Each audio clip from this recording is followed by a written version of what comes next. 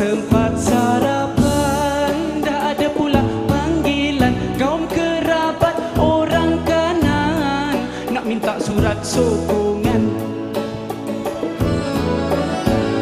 Jam baru pukul 8, YB kena lawat kawasan, tapi di tengah jalan pengundi tahan minta bantuan. Disambut dengan kompang, ayam itik pun banyaklah tumbang. Kemudian ditunjuk jalan berlubang, disuruh YB segera timbang.